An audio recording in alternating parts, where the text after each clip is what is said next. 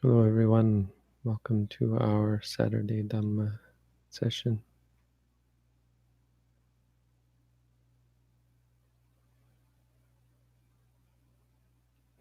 Today I'll be talking about karma. Spend some time going over this topic, and then the rest of the time will be spent answering questions that have been asked in the chat. Joining me today are Chris, Ulu, and Jim. Chris is here as per normal, answering questions, and Jim and Ulu are in the background organizing them. For the first part, you're welcome to post questions in advance. It helps us to organize in advance. Questions should ideally be centered around meditation practice.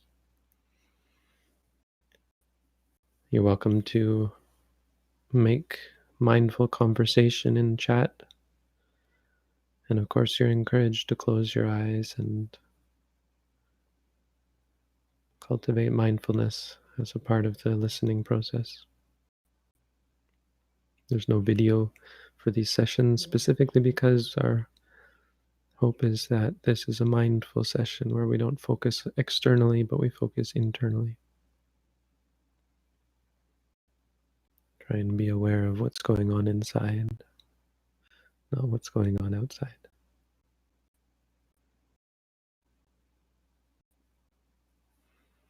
Well, karma is, of course, a hot topic in Buddhism. It's something that you could talk about for hours at great length and never cover all the intricacies of it. The Buddha said it's not possible to understand the intricacies of karma unless you're maybe a Buddha who can understand such profound and complex topics.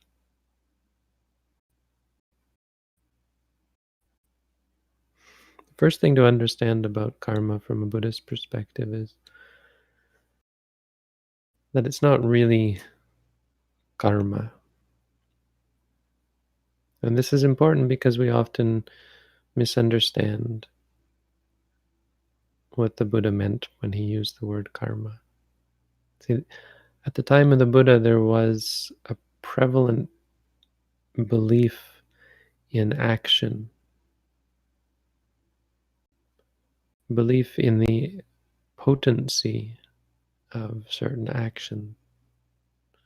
The word karma, of course, means simply action. It's a word that is used and was used in ordinary discourse to describe work or just any action that a person performed, but it came to take on a religious meaning when referring to ritual action. And people, many, there were groups of people who were very intent upon ritual action in the time of the Buddha. We see in the ancient non-Buddhist texts that karma, or action, ritual action, was of extreme importance. Sometimes in order to appease deities or to bring about positive results for the individual.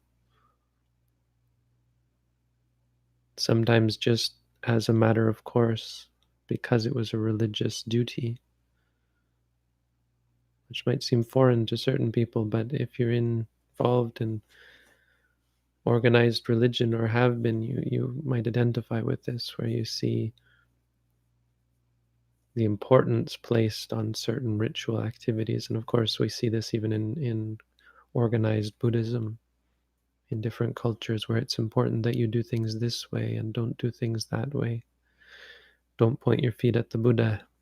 It's a very big one in Thailand, but in Sri Lanka, everyone points their feet at the Buddha. Bow this way, and in this country they bow this way, in that country they bow another way. I was once corrected in how I was bowing to the Buddha, rightly so, because I thought I was doing it properly, but still, there's no right way to bow to the Buddha. This is all ritual.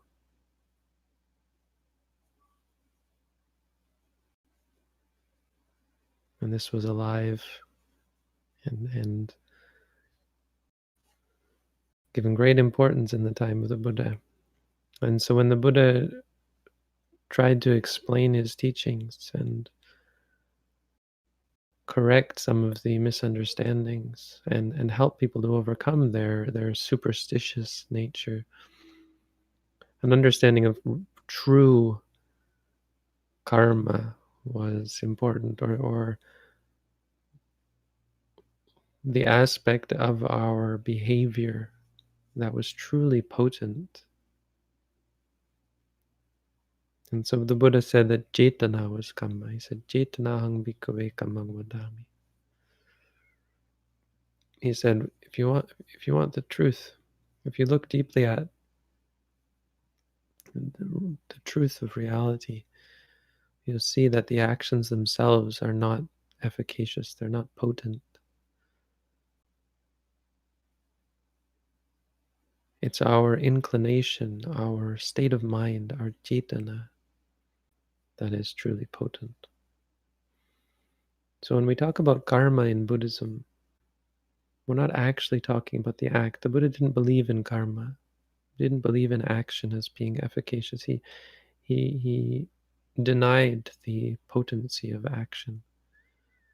And he used the word in a different way to describe the thing that is efficacious, the real action that has consequences. When you kill, when you steal, when you lie, when you cheat, that which has true potency. Also, when you give, when you're kind, when you meditate. The walking back and forth and the sitting still are not what is efficacious. It's the state of mind, the quality of mind. The quality of mind when you kill, steal, give, speak kind words, speak harsh words. It's not the vibrations coming out of your voice box. It's the intentions behind them. It's the mental inclination. It's the state of mind.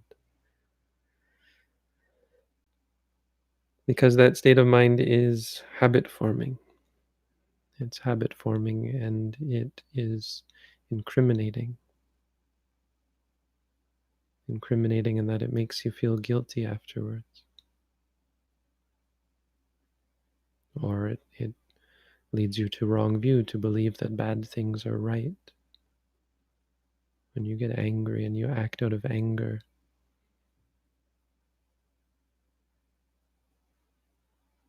through ego, through conceit, you can give rise to the view that you're justified in being angry, and because I was angry, anger must be the right thing because I'm a person who knows what is the right thing. We become conceited about our actions, right? It's right because I did it, therefore I should keep doing it. Very self-fulfilling in that sense. And it gets worse and worse.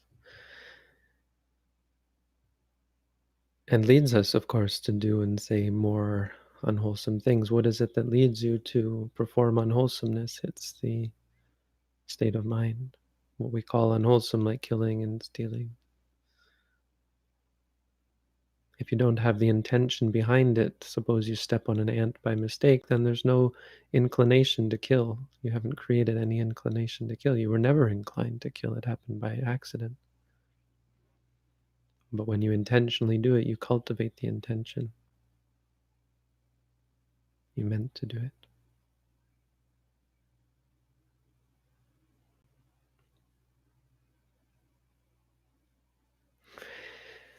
And that's it. That's the karma, the intention, the state of mind, the quality of mind, whether it's wholesome quality of mind or unwholesome quality of mind. Those are the two types of potent states of mind. And then it's over, it's done. Karma isn't something you accumulate. We talk about karma often quite inaccurately, which isn't always a problem, but it is useful to be accurate and precise. Karma is something that is done and gone. You don't carry it with you and you say, this person has very bad karma. The way to rightly say that is that this person has done very bad karma or very good karma.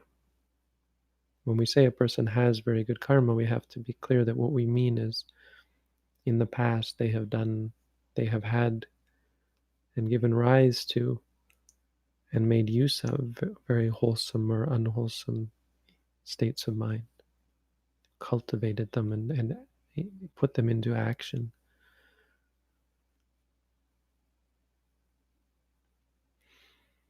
And so there's nothing carried with us. The point is that they have changed us. The point of all of this is that wholesome and unwholesome states of mind change who you are, and they change your circumstance.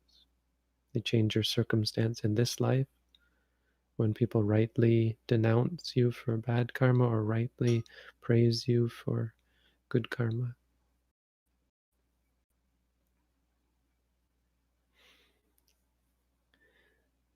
And they determine how our future existence is.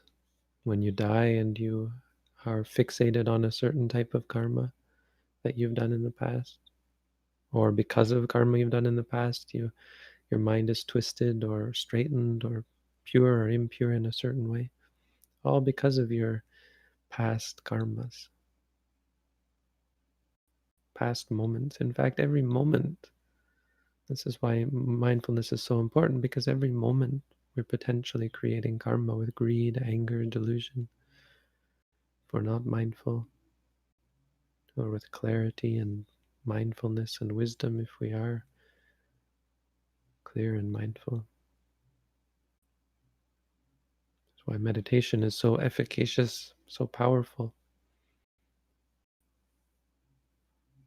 because of the effect that it has on your habits, your habitual patterns of behavior.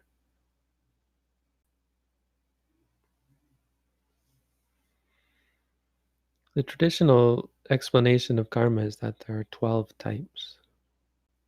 And it's a very useful categorization. It's 3 sets of 4.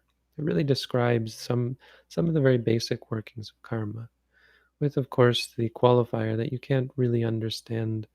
The problem with trying to understand karma is that,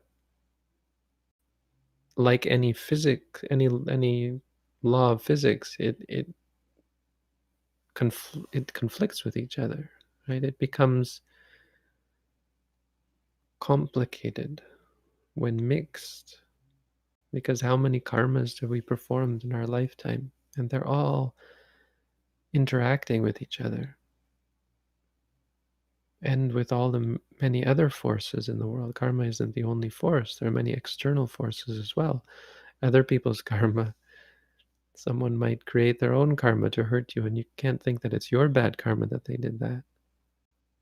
Your bad karma can certainly be a factor. Maybe they don't like you because of something you did in the past.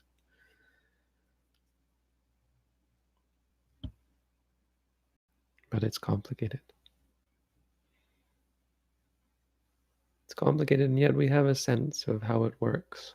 And for our for our meditation practice, it's that sense that's important.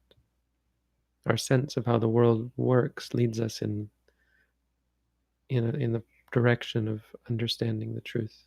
We start to see the way things work. We see that everything we do has consequence. We see some of the results of our karma. We see very clearly through meditation. We remember things we've done in the past and feel good or bad about them. We watch as we do things in the present, and we see and taste their results firsthand.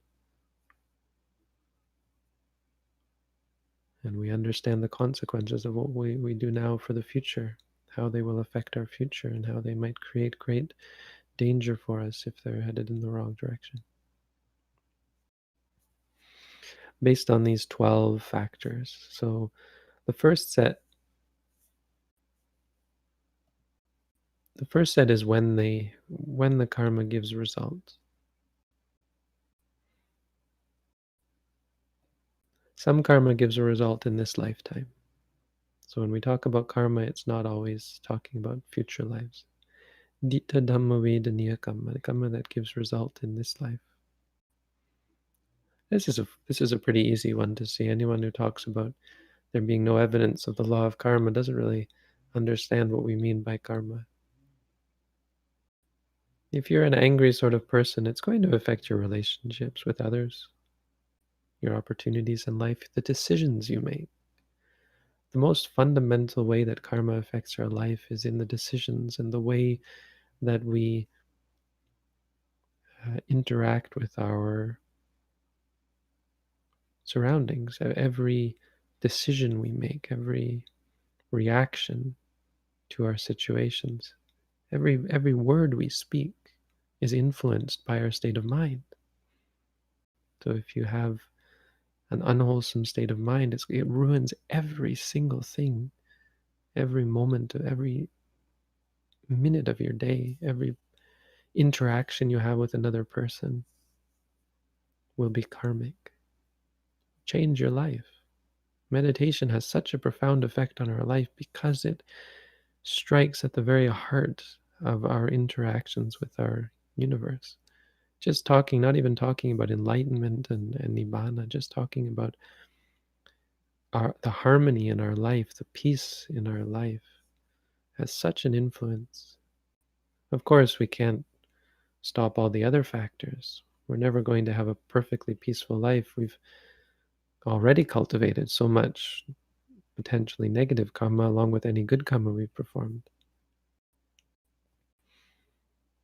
that even though we might be a perfect person from here on out, bad things can still happen to us, of course. But all of that, putting all of that aside, we have so much potential for happiness or suffering based on what we do right now. We can change our lives depending on how we're always changing our lives depending on how we interact, depending on our state of mind when we do and say things.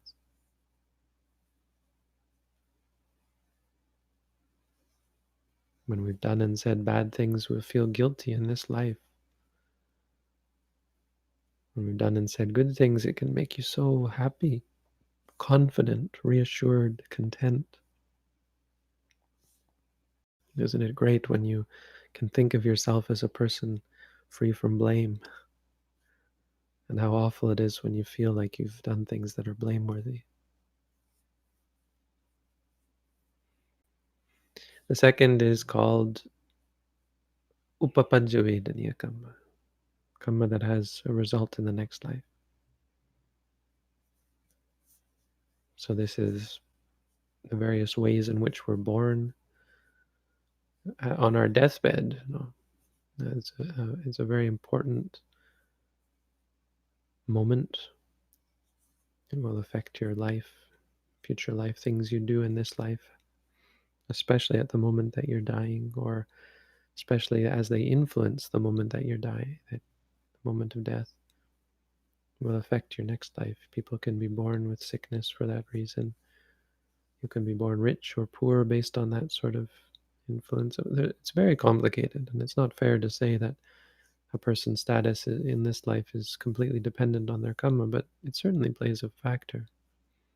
Where we are born, are we going to be born as a human, an animal, an angel, a ghost, a Mara we were talking about this morning? I hope none of us get born as a Mara in the future.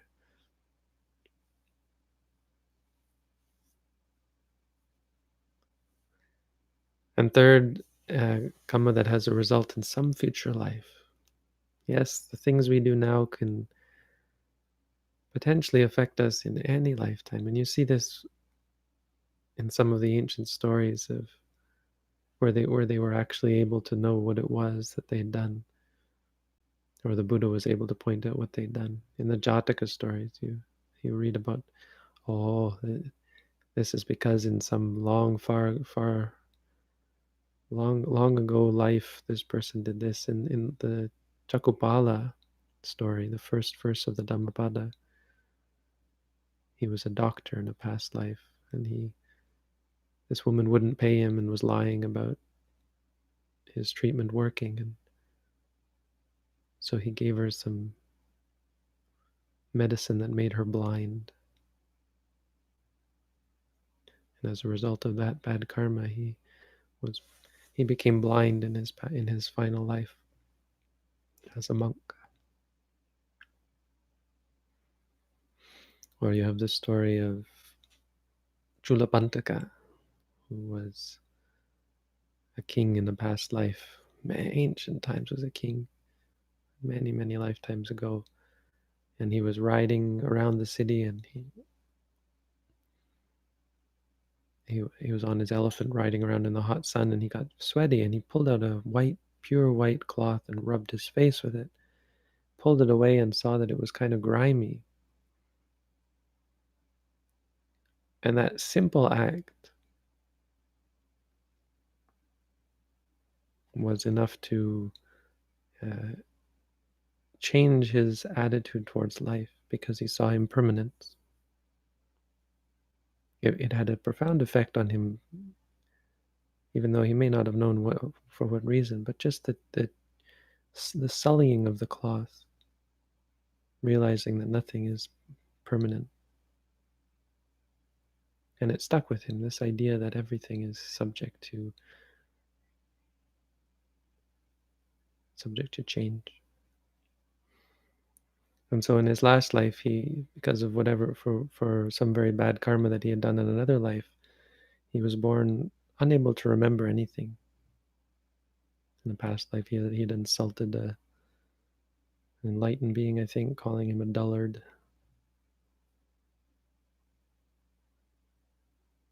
And so he was born a dullard, unable to remember anything. And the Buddha gave him a cloth and sent him out in the hot sun and told him to repeat a mantra, Varajo Haranang, taking out the dust. So he rubbed the cloth to take the dust out, take the dirt, the stain out of the cloth. And as he rubbed it, of course, in the hot sun, it started to get sullied. And it brought him back to that pure state of mind, the realization of impermanence. And he became an arahant just there. Mantras, they can be very powerful.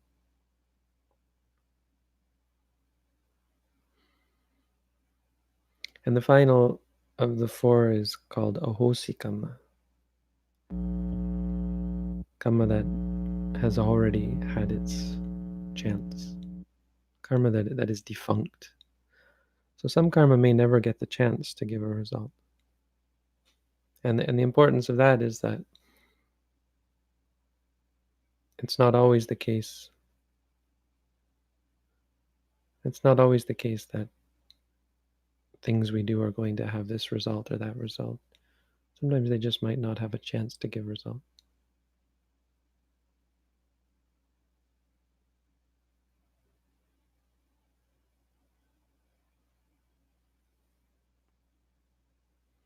The second set of four is regarding when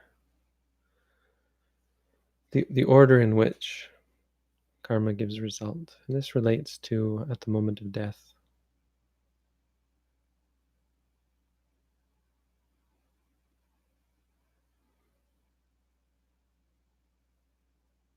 So when we die, or even not when we die, but this specifically talking about when we pass away, there's an order in which karma takes precedence. When you die, the first to give result, of course, is what we call garu karma, weighty karma. Certain states of mind that you can't ever recover from.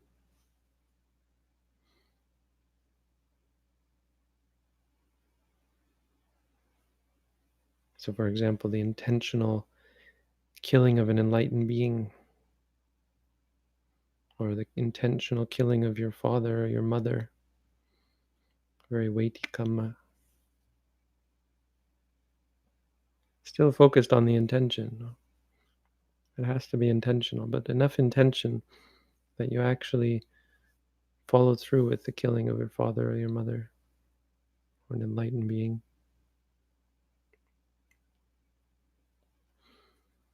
Or if you cultivate jhana, if you cultivate samatha meditation, it's very weighty. If you die in one of the jhanas, then you're reborn as a Brahma, as a god.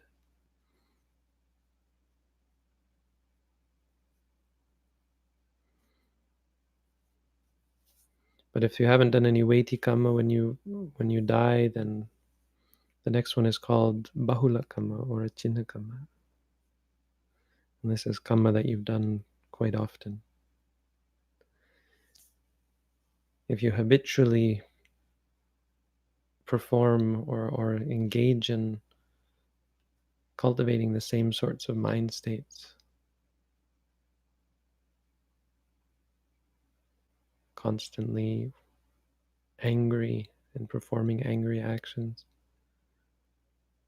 you do the same thing over and over again, it's that sort of thing that's going to come back to you when you die and take over and determine your rebirth. If you're very angry, be born in hell. Very greedy, be born as a ghost. Very deluded, be born as a animal.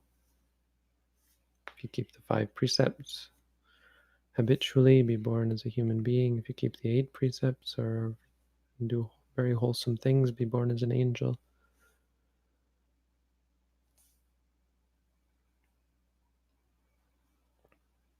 Habitual. Karma is built up. The more you do something, the more it becomes a part of your psyche. The third is asana karma, karma that is performed when you die, states of mind that you cultivate when you die. If you become very agitated when you die, afraid, that can have a profound impact on your rebirth. If, on the other hand, you cultivate mindfulness when you're passing away, it can be very powerful as well. This is why training in mindfulness can be a very useful skill for when you have to face the end of life. And finally, our rebirth can be determined actually simply by any karma that we've performed in our lives at random.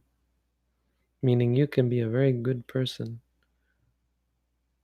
even up until the moment when you die, but suddenly you remember something that you did a long time ago that was maybe strong, maybe impactful. There was a strong karmic intention in the mind.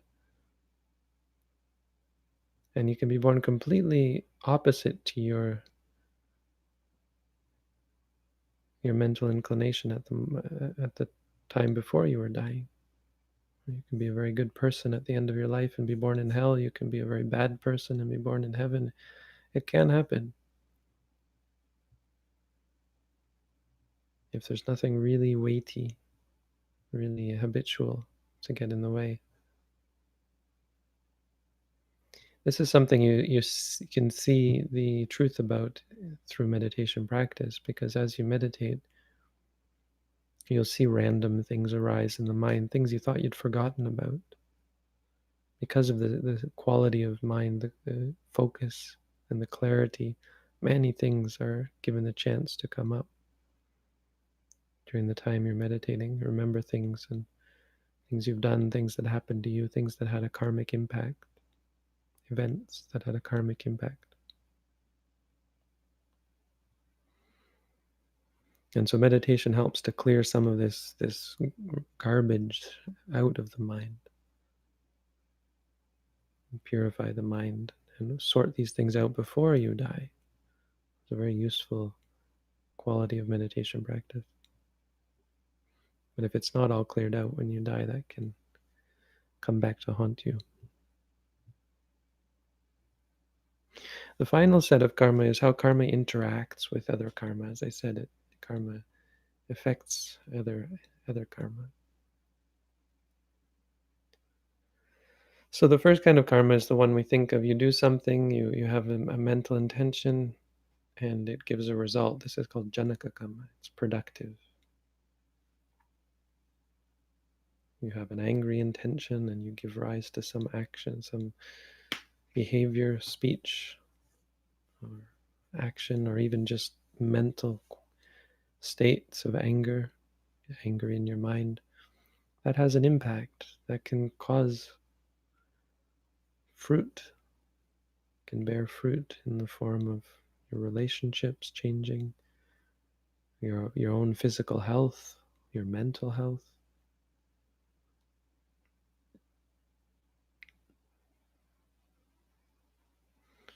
But some karma is just supportive. The effect of some karma is just to support other karma. Sometimes you might have done things to hurt others, but they still forgive you. But then you do some very small thing, and it's just this, they say I don't want to say it, but it's the last straw. And it's the last straw, just a small, small thing. But it pushes the person over the edge, and they flip out and get very angry at you. And you wonder why, but it's because they've been building it up, because you've done other bad things towards them. Or good things. Sometimes a small good thing can be just the drop of water that causes the cup to overflow. The third is, that's called upatambaka karma. The third is upapilaka karma, which it detracts. Some karma makes other karma weaker. So if you've done very bad things in the past, and then you start to incline towards good things, you're kind to others, you're charitable, you're mindful, you're content, and so on, you'll find that bad things still happen to you. You'll still get the bad results, people saying nasty things to you, but it's weakened. And the impact of it on you is weakened by the good things that you've done. You're shielded. And the fourth is called upakataka karma. Upakataka karma, karma that destroys other karma. It's like the equal and opposite reaction and cancels its other karma out. And it's the same sort of idea that you can be shielded by change of behavior, change of habit, change of attitude, change of perspective. You gain a new perspective on things. It's a common thing to see in meditation, that you're freed from some of the potential pitfalls that you've set up for yourself in the future just by changing your behavior. Your whole psyche can change, and your physical health can change, your relationships change, and you can free yourself from the result of many of the bad things you've done. So karma isn't a simple thing, and it isn't straightforward. It's not something that is set in stone like a bank account or a law. It's not like the legal system. It's more like a law of nature. It's a force of nature. Maybe not even a law, it's a force of nature. That's a better way to put it. But it's also a law in that you can't get away with things, and things don't happen randomly, that our mental states have a great impact and a great influence on our physical states, our surroundings, and our future. So there you go. Some basic thoughts on karma. Let's move on to questions, if there are questions about meditation practice or questions about karma, maybe. I'm ready to ask. So we'd ask that now any conversation in chat should cease, and all we put in chat now are more questions if there are any. If you don't have any, just sit back, close your eyes, and listen.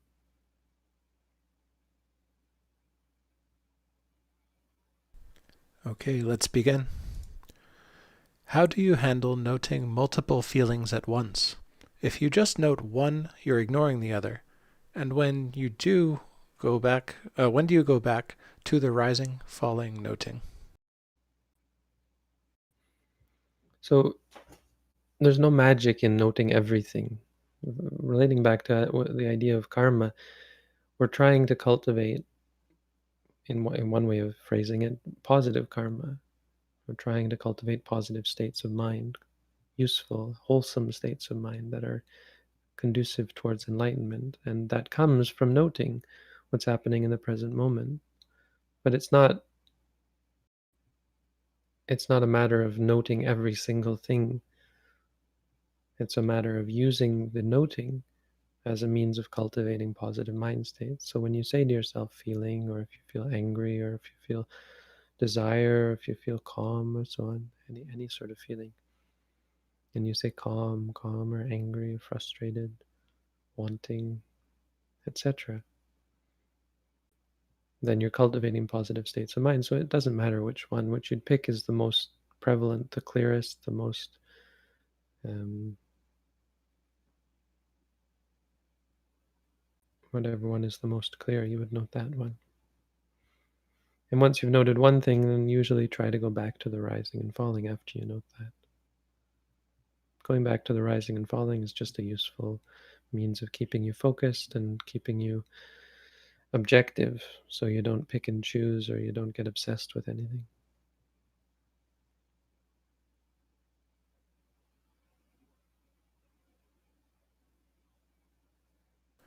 When we stop walking to note distractions, should we close our eyes or keep them open?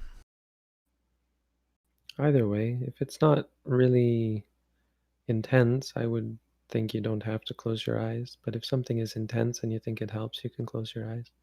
You shouldn't be focused on your eyes at all. So it should be more a matter of, if my eyes close when I'm noting, is that a problem? Well, not really. If my eyes are still open when I'm noting, is that a problem? No, not really. But intentionally closing them could be a useful tool, but I wouldn't recommend it over the long term.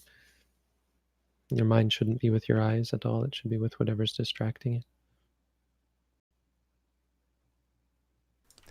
Why are the notes stopping and standing repeated 3 times? Because that's how I told you to do it.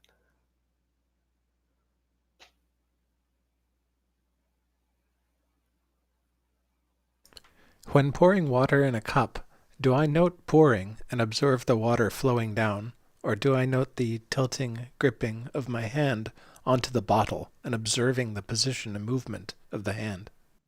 It's a good question, and you're starting to see the difference between concept and reality. So the reality is the experience of the gripping.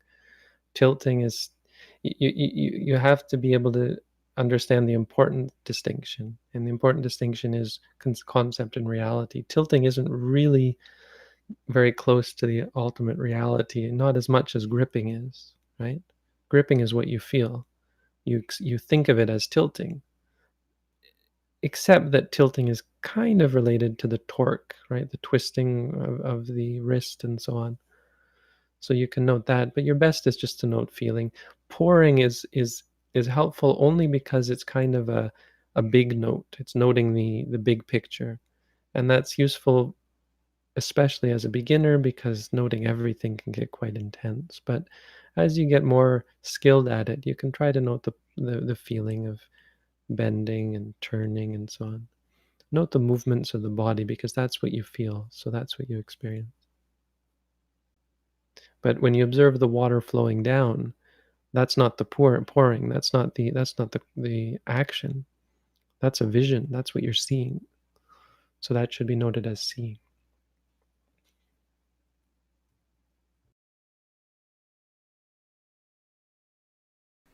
My main issue right now in the practice, work, and home chores is the procrastination.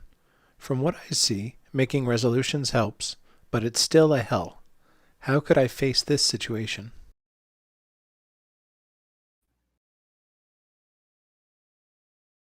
I don't I don't think procrastination really is an issue. You have to delve deeper, because procrastination is only a observation. You observe that you're not doing certain things, when, according to your perception, they should be done, right? You give rise to the thought that something should be done now, but it fails to occur. So there's expectation, and it can often be a result of expectations. I mean, improper expectations, that's also possible. But either way, it is an expectation. And when things don't happen according to your expectations, you get frustrated, you feel bad, you feel guilty even, if you feel like you should have done them at that time. So what I mean to say is this is what you should be noting, the expectations, the guilt, but also, of course, the reason why the action doesn't occur. And that's often a greed. If you're greedy, you do something else, you want to do something else. So you're not procrastinating. The greed is just getting in the way of doing certain things because you're greedy about doing other things. You want to go watch television or play games or whatever. And it can be anger. You don't like the idea of doing that thing. You have to do the dishes and you think, oh, how awful it is to do the dishes or laundry or cleaning or work. You have work to do and you've just built up, quite often we've built up such aversion to things. Mindfulness is so helpful for this. If you want to talk about the relationship between mindfulness and daily and worldly life, there's such a deep relationship there. You become so efficient, able to do so much work without any complaint because you work through these habits, these built up irrational aversion to things. We have aversion to doing dishes or cleaning or laundry. It builds up sometimes when you have to do your kids' laundry or you have to do your husband or your wife or to do someone else's laundry, your parents' laundry. Clean up after other people. You can build up resentment and you build that up and build that up and build that up. I don't deserve to be treated like this and so on. And I'm not saying that you do deserve to be treated like that, but it's not helpful, and it's the biggest part of the problem. You could be a slave and work for people, do all sorts of things for people who don't deserve your help, and be completely content. I mean, for that matter, you could be hurt by others. People could hurt you, and you could still be at peace. Meaning, our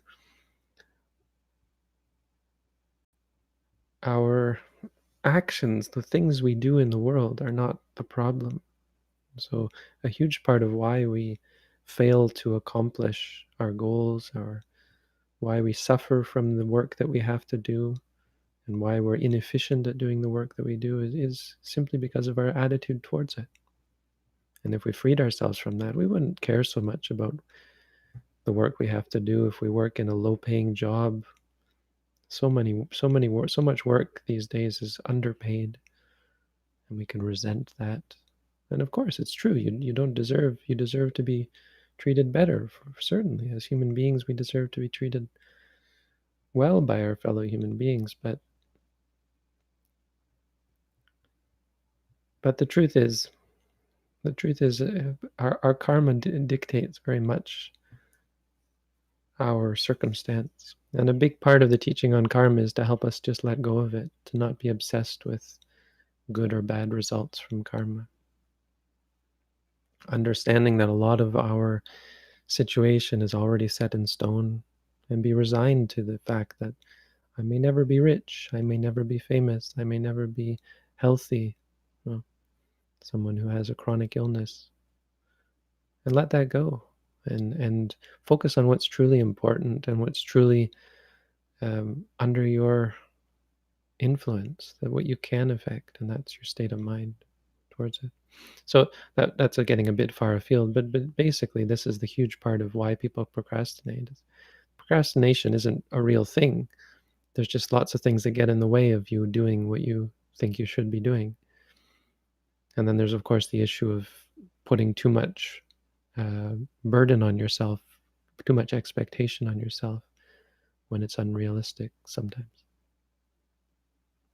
And all of that you can start to see through meditation.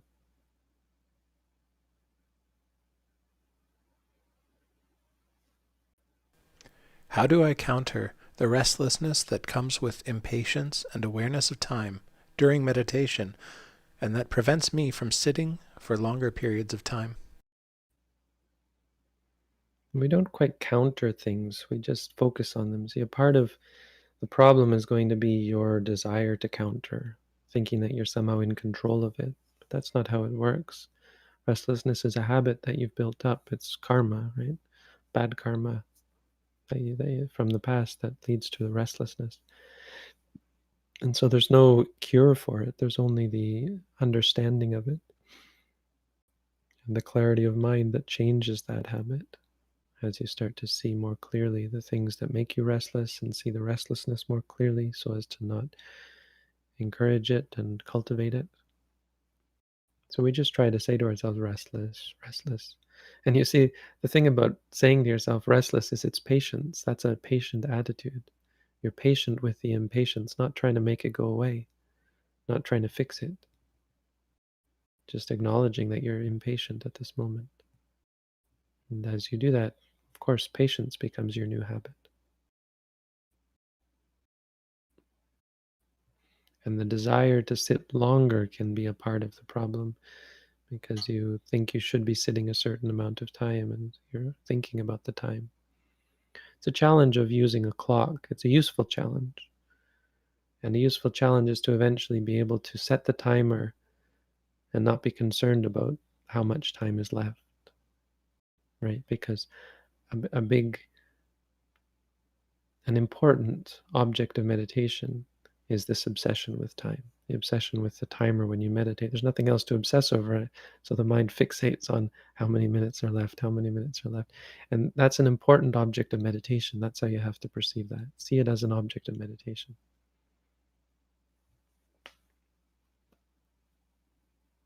Not a hindrance. I mean, it's not something that's getting in the way of your meditation. It's something you should meditate on.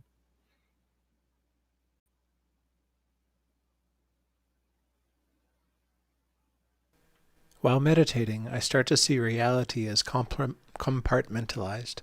What state of insight would this be? How do I move forward past this stage? Mm. It's not a stage of insight. That's just a vision. That's a perspective. When you see it like that, you can say seeing, though you're not actually seeing. Knowing maybe is a better way to put it. Thinking maybe. When you wonder if it's a state, what stage of insight is you should say wondering and should not be so sure that it's a stage of insight. It's just a perception.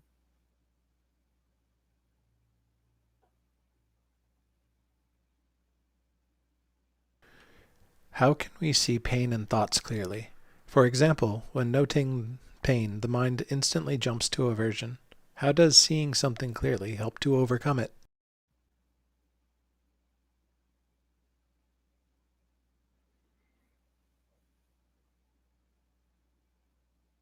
But you don't overcome pain and thoughts, you see. So I'm not sure what you're expecting to overcome here. When you see that the mind jumps to aversion, you should note aversion or disliking or so on. So if you're talking about overcoming the aversion, it's not exactly, it's not a perfect description to say that we practice to overcome it. We practice to see it clearly. That's the practice. See, the reason why you dislike things is through a lack of clarity of vision. If you saw pain clearly, or if you just saw clearly, and therefore when the pain arose, you saw it clearly, if you had clarity of mind that allowed you to see the pain clearly, then you wouldn't give rise to aversion. That's how it is not overcome. It's avoided. It's avoided through the lack of the cause being the delusion, the ignorance, the darkness of mind. We build up our bad habits simply out of delusion, out of the idea that there's some benefit to getting angry about things, that something's wrong. This is wrong, so I should dislike it. And that's just view, that's just opinion. There's nothing wrong with anything. And then it becomes habitual as you build it up, and then you've got no control over it. So the antidote is to avoid it, to prevent its arising through the change of mind, the clarity of mind, when you're able to see pain just as pain. Well, that just takes training.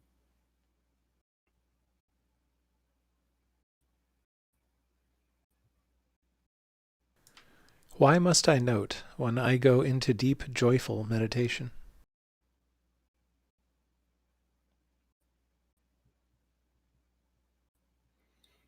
Well, I mean, we should just ask, why must you note? Because it doesn't matter whether you have deep, joyful meditation or you have shallow, painful meditation. Why must you note? To cultivate clarity of mind. To cultivate clarity of mind about the nature of reality. And I guess the implication or the implied premise in your question is that deep and joyful meditation is already the path, when it isn't. Deep joyful meditation isn't the path. I mean, it can be conducive towards practicing mindfulness, but it itself doesn't lead to enlightenment. So why must you note? In order to see things clearly, in order to free yourself from suffering.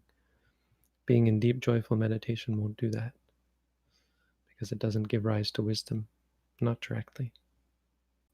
Noting, on the other hand, has that power.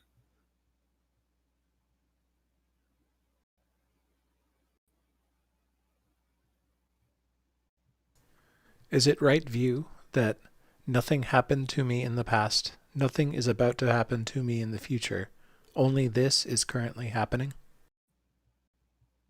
No. Right view is, this is suffering, this is the cause of suffering, this is the cessation of suffering, this is the path that leads to the cessation of suffering.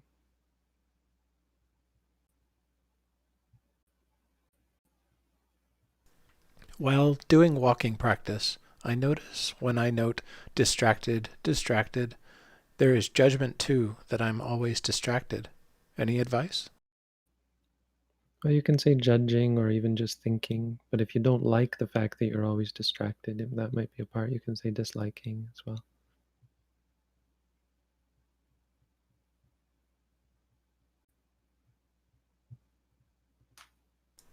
Sometimes my inhales and exhales are prominent, so I note and observe it rather than the rising or falling. Is that proper? I remember something about how the breath is just a concept and isn't real. So what is real is the feelings. There's no inhales or exhale. There's just feelings in the body. So breath, that part of breath is real. That's fine. It's if you say in, out, or so on, it's getting conceptual, and it does lead more often to tranquility than insight. So if you feel the inhales, and if you have a feeling of breath, the coolness or the heat or the tension somewhere else, you can note that. But you should just note it as tense or feeling hot or cold, and then go back to the stomach as normal. See, the stomach isn't the only object of meditation. You could have a completely different practice, but it's such a good object because it challenges you, because it's inconsistent. It's just going to do a lot to open up your mind and make you flexible in ways that it's hard to find another object to do that. It's a challenge and it's uncomfortable, and that's what makes it such a good object.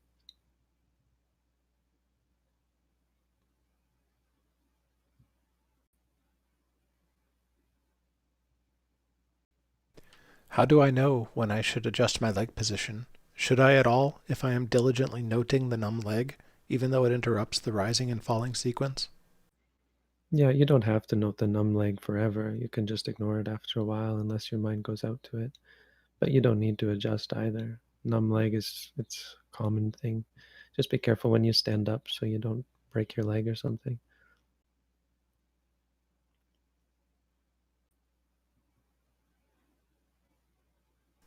Since Buddha recommended seclusion for intensive practice, is it correct to conclude worldly dealings with people are bad for practice? Yeah, I mean, practically speaking, of course, worldly dealings are going to involve a lot of corruption, a lot of defilement, a lot of bad karma. I mean, technically no, but practically, of course, you really should seclude yourself if you want to take things down to the experiential level. It's not very easy to train when you're surrounded by other people. Think of it like a lab. If you want to do a lab experiment, you want to do an experiment, you go into a lab. It helps isolate things. You get much better results.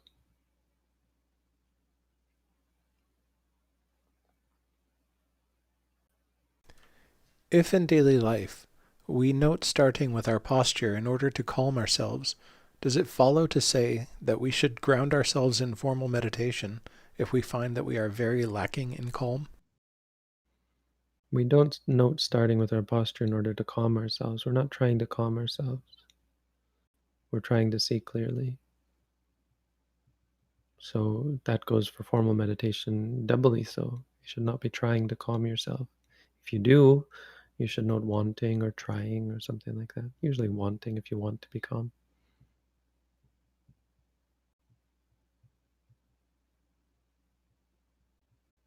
If you find you're lacking in calm, you should note not that you're lacking in calm, but maybe that you want to be calm, or maybe that you're restless. Note what is there.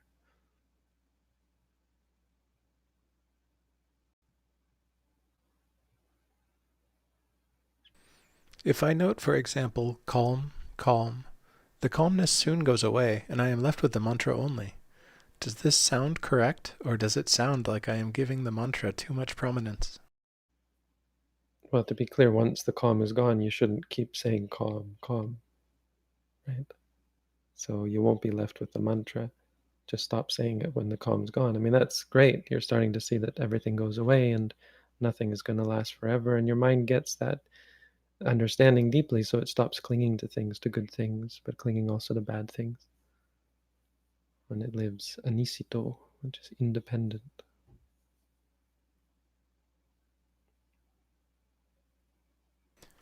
When I meditate, sometimes my mind is cleared of all thoughts and feelings for a very short period of time. Is this a good thing, or just another mind trick? You could say it's a good thing. It's a good sign. I mean, it is certainly a pleasant thing, right? But it's important that you don't cling to good things, because the description of something as being good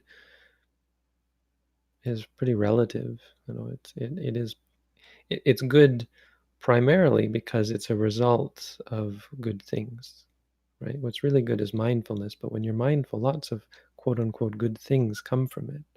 And they're actually not good in themselves because they don't lead to further good things. Happiness doesn't lead to happiness, calm doesn't lead to calm, you see. But wholesomeness leads to both happiness and calm. So it's the wholesomeness, the clarity of mind, the practice, the mindfulness that we should be focused on. That's the problem with focusing on results. You get lost in them and then you forget to continue the practice. So you can see it as a good sign that can be useful, but don't let it distract you from what's important. I mean, most importantly, when you do feel that, you have to note it as well, or else you will get sidetracked. So if you feel quiet, you can say quiet, quiet, calm, calm. If you like it, say liking.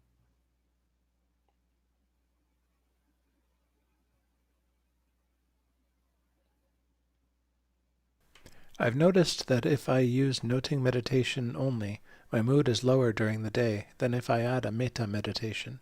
What is the impact of practicing both in the longer term? Well, you see, metta is something that makes you feel good. So there you can see that. That's not a bad thing. That's useful. It'd be a problem if you got addicted to it, like reliant on it, and started to use it in favor of, or to favor it over mindfulness practice. Mindfulness practice actually makes you feel horrible sometimes because you have to face all the things you don't want to face. And that's important. It's of course important to face those things, but it's of course potentially unpleasant, and you have to be prepared for that. There's nothing more important than that, facing the nature of your mind. There's nothing about noting that is inherently unpleasant or should be inherently unpleasant, but because it forces us to face our minds, well, guess what? Our minds are not inherently pleasant all the time. And reality in general is not inherently pleasant all the time. So that's important. It's an important part of it to be able to face what is unpleasant without reaction. And metta won't do that for you. So metta can be helpful mostly for that reason, because it makes you feel good, so it makes makes facing reality more bearable. But it can also be useful if you have strong states of anger towards others. That's when it's really most useful.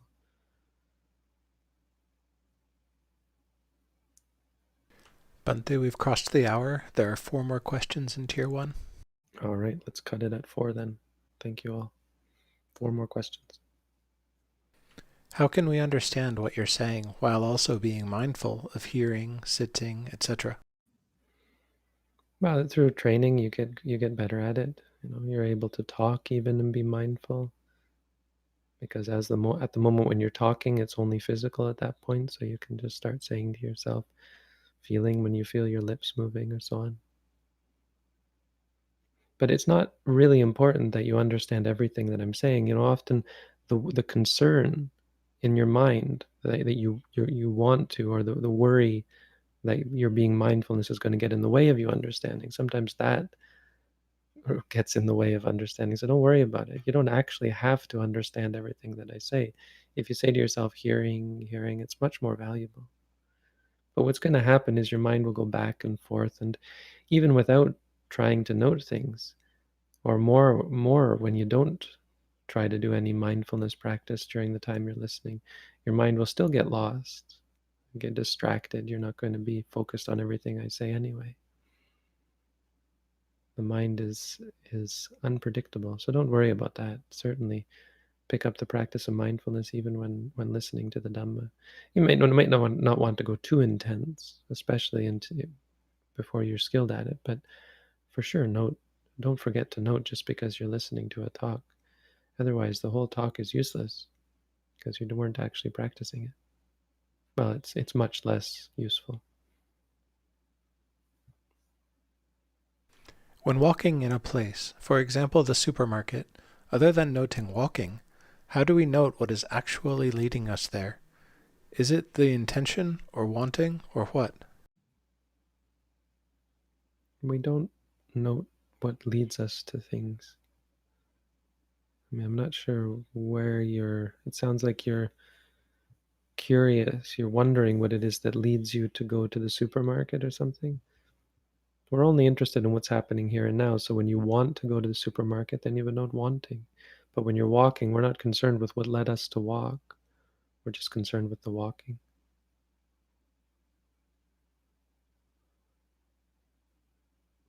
How should I note involuntary movements like twitching?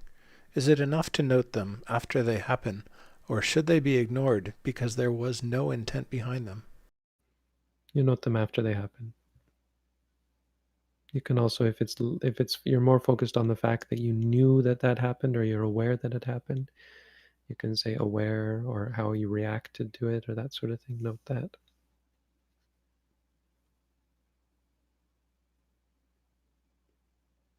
I have practiced meditation for 1.5 years. I still get very stressed in regard to my job. The difference is now that I know that I'm stressed. How can I go the next step and reduce the feeling of overwhelming stress? So don't focus on that. Don't worry about that.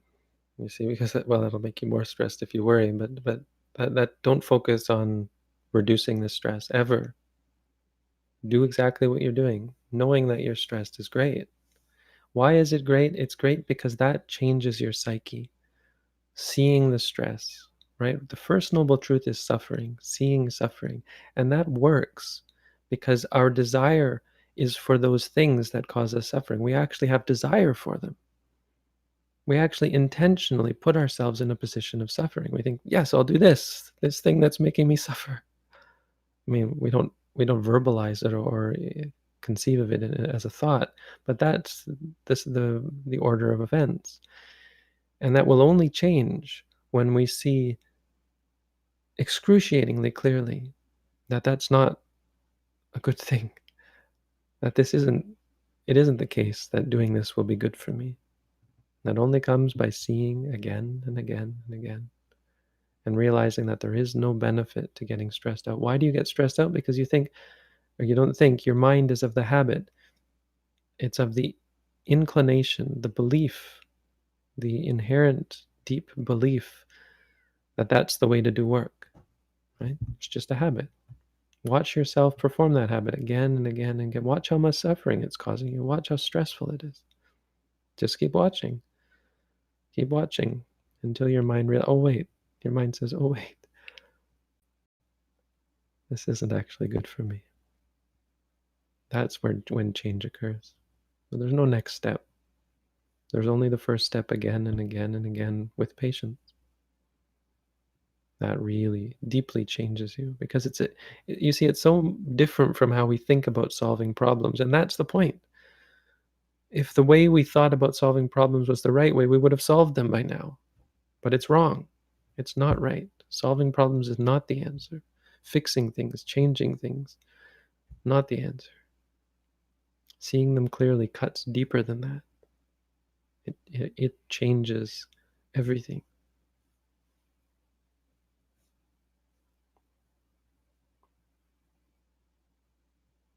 Those were the 4 questions, Bhante. Thank you for taking the extra time. Oh, I spoke a lot in the beginning, so I'm happy to go over. Thank you all, Sadhu. Good group. I appreciate all your questions, all your patience and interest in the Dhamma. It's great to see people coming out to these sessions. And I didn't talk about our meditation course even once. So if there's anyone out there who wants to take a meditation course, please consider to sign up. We have an at-home meditation course you can sign up for, or if you're just interested in what we teach, you can read our meditation book. Everything we do is free. So this isn't me plugging something that's going to give me any benefit. It's just another service, another thing we offer because we want good karma as well. We want to cultivate wholesomeness and goodness as a part of our lives as well.